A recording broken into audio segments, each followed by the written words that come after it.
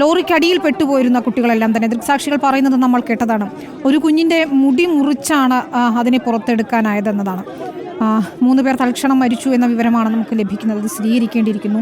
ഒരു കുട്ടിക്ക് ഗുരുതരമായി പരിക്കേറ്റ ആശുപത്രിയിലേക്ക് കൊണ്ടുപോകുന്നതിനിടെയാണ് മരണം സംഭവിച്ചതെന്ന് രക്ഷാപ്രവർത്തകരിൽ ഒരാളായ റിയാസ് നമ്മോട് പറയുന്നു. ഈ വൈകുന്നേരം ഇതിലും വേദന നമുക്ക് പങ്കുവെക്കാനില്ല. 4 വിദ്യാർത്ഥികളുടെ മരണം സ്ഥിരീകരിക്കുകയാണ്. പരീക്ഷ കഴിഞ്ഞ് മടങ്ങിയവരാണ്. ആ വളവ് സ്ഥിരം അപകടമുണ്ടാകുന്നതാണ്. പനയമ്പാടത്തെ വളവ് എന്ന് തന്നെയാണ്. നേരത്തെയും അവിടെ നിരവധി പേർ അപകടത്തിൽ മരിച്ചിട്ടുണ്ട്. ഷേപ്പിലുള്ള ഒരു വളവാണ്. അവിടെ ഇത്തരത്തിൽ അപകടങ്ങൾ പതിവായതുകൊണ്ട് തന്നെ ആ വളവ് നിവർത്തുക എന്നത് തന്നെയാണ് പ്രധാനപ്പെട്ട ഒരു കാര്യം. നേരത്തെ അത് പുതുക്കി പണിയാനുള്ള ശ്രമങ്ങളൊക്കെ ഉണ്ടായെങ്കിൽ പോലും അതൊന്നും ഫലം കണ്ടില്ല. വീണ്ടും അപകടങ്ങൾ തുടർക്കാഴ്ചയാവുകയാണ്. ഇന്നിപ്പോൾ ഏറെ ദാരുണം എന്ന് തന്നെ നമ്മൾ പറഞ്ഞു. ഇപ്പോൾ പോലീസുമായി വാക്കേറ്റത്തിൽ ഏർപ്പെടുകയാണ്. റോഡ് ഉപരോധിച്ചിരിക്കുകയാണ് അവിടുത്തെ നാട്ടുകാരെല്ലാം തന്നെ. രാവിലെ പരീക്ഷ എഴുതാൻ പോയ കുട്ടികളാണ് ഇന്നിപ്പോൾ ജീവനറ്റ് വരുന്നത്. ഇക്ബാൽ തുടരുന്നുണ്ട്. ഇക്ബാൽ, വലിയ രീതിയിലൊരു പ്രതിഷേധം നമ്മൾ കാണുന്നു. റോഡ് ഉപരോധിക്കുകയാണ് ഇപ്പോഴും പ്രദേശവാസികൾ. പോലീസുമായി വാക്കേറ്റമൊക്കെ നടത്തുന്നത് നമ്മൾ കാണുന്നു. ഇപ്പോൾ കോങ്ങാട് MLA പറഞ്ഞതുപോലെ ദേശീയപാത അതോറിറ്റിയാണ് ഇതിലൊരു നിലപാടെടുക്കേണ്ടതെങ്കിൽ പോലും ജനങ്ങൾക്ക് ആരോടാണ് പറയേണ്ടത് ഇക്കാര്യങ്ങൾ എന്നതാണ്. നിരവധി തവണ പരാതി നൽകിയിട്ടും നടപടി ഉണ്ടാകാത്തത് കൊണ്ട് തന്നെയാണ് അവർ ഇത്തരത്തിൽ പ്രതിഷേധത്തിലേക്ക് കടന്നിരിക്കുന്നതെന്ന് മനസ്സിലാക്കും.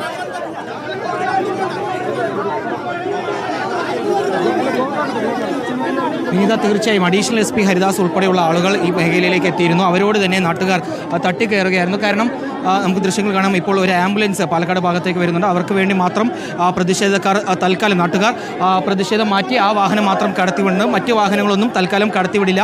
ഈ റോഡിൻ്റെ അപാകത പരിഹരിക്കുന്നതുമായി ബന്ധപ്പെട്ടുള്ള ഒരു തീരുമാനം ഉണ്ടാകുന്നവരെ തങ്ങൾ പ്രതിഷേധവുമായി മുന്നോട്ട് പോകുമെന്നാണ് ഇപ്പോൾ പ്രതിഷേധക്കാർ അറിയിച്ചിട്ടുള്ളത്. നേരത്തെ അഡീഷണൽ SP ഹരിദാസിന് ഉൾപ്പെടെയുള്ളവർ ഇവിടേക്ക് എത്തി നാട്ടുകാരുമായി അനുനയിപ്പിച്ച് അവരെ മാറ്റാനുള്ള ശ്രമം നടത്തിയിരുന്നു. പക്ഷേ അത് നടന്നില്ല. ഇപ്പോൾ അതിനിടയിലൂടെ മറ്റൊരു ആംബുലൻസ് വന്നപ്പോൾ പ്രതിഷേധക്കാർ തൽക്കാലം പ്രതിഷേധം മാറ്റി ആ വാഹനത്തിനുള്ള വഴി ഒരുക്കി കൊടുത്തു. പക്ഷേ തങ്ങൾക്ക് ആവശ്യം ഈ വിഷയത്തിൽ കൃത്യമായിട്ടുള്ളൊരു തീരുമാനമാണ്. ആ തീരുമാനം ഉണ്ടാവും വരെ ഇതിൽ തന്നെ ഈ പ്രതിഷേധമായി തുടരുമെന്നാണ് അത് അറിയിച്ചത്. സാർ എന്താ റോഡ് അപകടവുമായി ബന്ധപ്പെട്ട് എന്തെങ്കിലും വിവരം കിട്ടിയിട്ടുണ്ടോ? എന്താണ് യഥാർത്ഥത്തിൽ നടന്നത്? അഡീഷണൽ SP ഉൾപ്പെടെയുള്ള അല്പസമയത്തിലധികം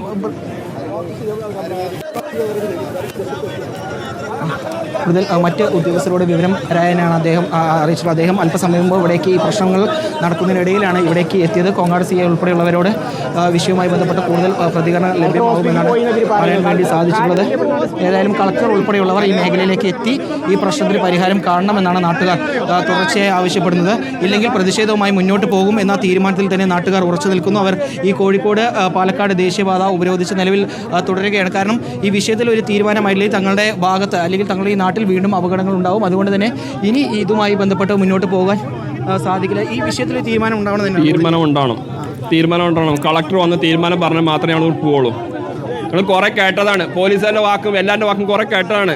കുറേ മരണം ഇവിടെ നിന്ന് പോയിട്ട് ഇനി കണ്ണീര് കാണാൻ വയ്യ. ഈ റോട്ടിൽ ഇനി കണ്ണീര് കാണാൻ വയ്യ. ഇവിടെ തീരുമാനം എടുത്തിട്ട് ഞങ്ങൾ പോകണുള്ളൂ. ഇത് മാത്രമല്ല, ഇതേമാതിരി ഒരു 2 മാസം മുന്നേ ആ കടയ്ക്ക് ഇതേമാതിരി ലോറി പാഞ്ഞു കയറി. അന്ന് ഭാഗത്തിന് ആരും കുട്ടികളുണ്ടായിരുന്നില്ല. സ്കൂൾ കുട്ടിയെല്ലാം പോകുന്നു.